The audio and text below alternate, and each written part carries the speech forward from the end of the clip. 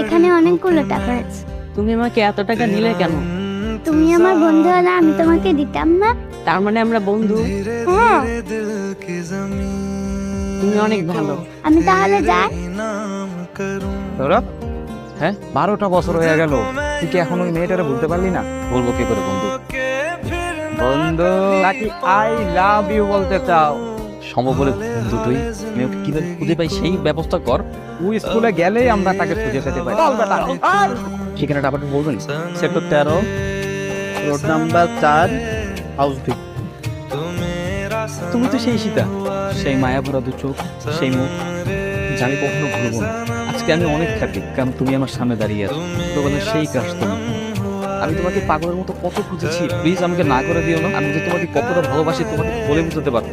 বলো, তুমি আমাকে ভালোবাসো?